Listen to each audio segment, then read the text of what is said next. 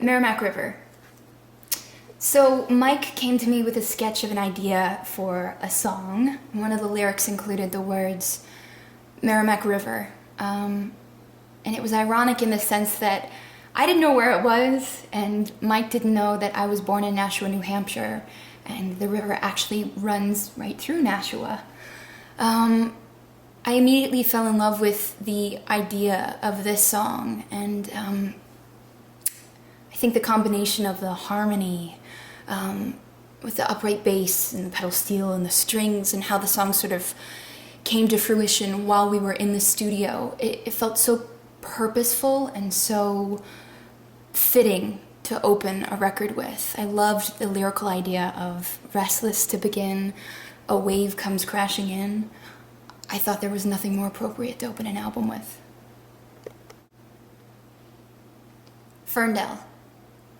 Ferndale was one of the first songs that we recorded in the studio at Ducky's house, but it was one of the last songs that Mike and I wrote together here in California before we left to go to Boston. I remember we started writing it at my house and finished writing it a few days later, maybe even a few weeks later at Mike's house, just sort of kind of adding to the song. And we recorded a demo for it. And I very distinctly remember Mike had just gotten a piano in his studio, and we were fiddling around with the sort of crescendo-y weird part of the da-da-da-da-da-da-da-da-da-da-da, and Mike was adding piano. And it was so loud that actually he had a neighbor come over to complain and ask us to play a little bit quieter. So I think when it came time to really go to Ducky's and make a go at this song for real, we really went for it because we knew there would be no neighbors complaining. I Could Break Your Heart Any Day of the Week. When we initially wrote this song, it was on acoustic guitar, and I think there was even a little harmonica on it, so it really had the feeling of like an alt country song. But I actually bought a clavinet on eBay right before we went into the studio to make the record, and I think that idea was somehow ingrained in Mike's mind, and lo and behold, when we showed up at Ducky's house, there was a clavinet.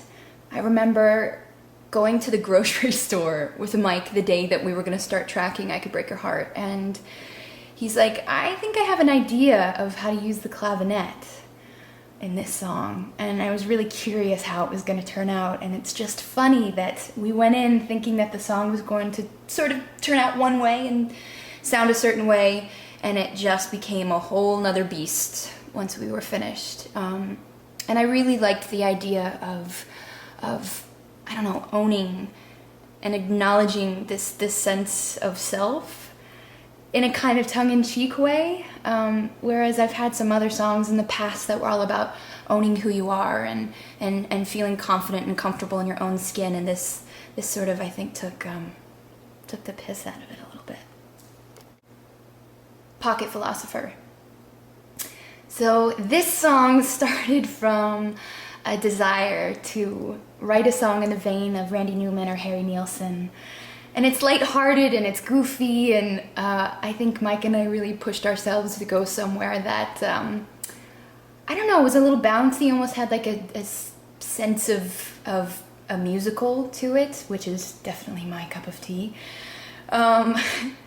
And I think I kind of mixed in the idea of meeting somebody new and wanting to sort of stop time and get to know them and figure everything out all in one instant. So it was fun to sort of play around with that idea and that story. Song About Home. So writing this record sort of came smack dab in the middle of something that I had been struggling with for a while, which was the idea of this sense of time between the comfort and definition of your childhood home, you know, with your mom and dad and your family and growing up, and then eventually having a home with your own family one day that you start, and what that time in between really was, and does it count? Just that definition of what it really is, and I couldn't reconcile it, and I couldn't really wrap my head around that idea, and even articulating it to Mike and Anara, who I wrote this song with, I know they understood, but it was just like, it was a really difficult song for me to kind of like dig in and say exactly what I wanted to, because I didn't even know what I wanted to say. I didn't even really know how I felt completely. So oddly, it was like having to mourn the loss of the childhood definition of home before I could reach the other definition of home. And this song just sort of came about in its own little odd way, but I think Mike had this beautiful riff idea, and we just sort of took that idea and ran with it. Everblue. Oh goodness, Everblue. It's the sole survivor of 6 or 7 songs that I wrote with Laurie McKenna. Oh, I love her so much. She's a really dear friend, and it's just always such an incredible learning experience to hunker down and write with her. I actually made a few trips to Boston. This was the first trip and the first song that we wrote of the whole batch. So I guess clearly I was in a bit of a dark spot. Maybe it's more of a sad spot. This song definitely has a heavier, more melancholy vibe, but I think it's really comfortable where it lives. It's comfortable and resigned in that sort of sadness. And I was really careful to not cross the line between bitter and annoyed. I wanted to remind the person that I'm talking to in the song that I could sort of see beyond this facade, and I could see through the cracks, and what I saw was beautiful. Love to Love Me Back. Okay, so this is the first official song that Mike and Inara and I wrote, and it became this driving force that shaped the rest of the record.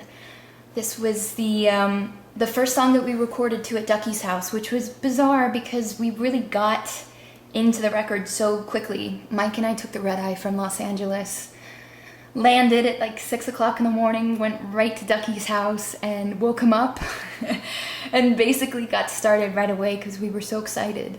But it's pretty rare to get keeper sounds so quickly into a project. I mean, literally this song was done at the end of the first day.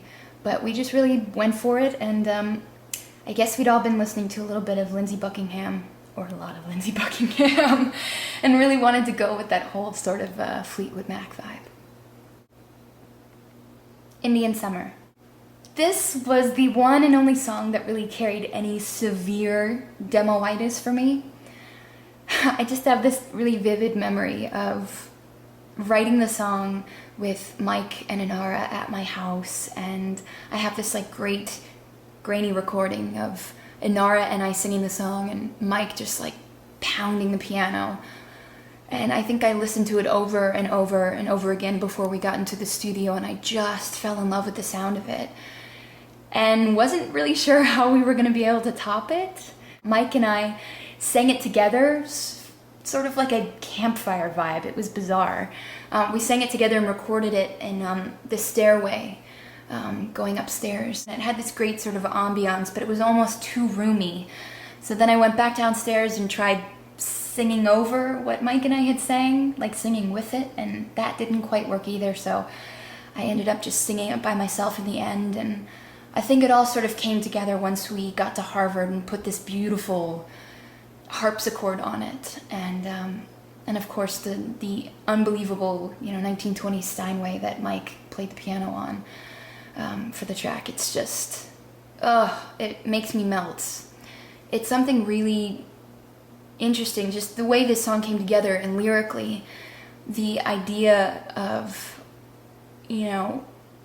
talking to maybe another version of yourself, a younger version of yourself.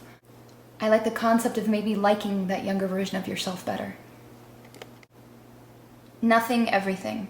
As happy as I was with this incredible batch of songs we had, it always felt like there was something missing, and maybe not necessarily musically, but lyrically.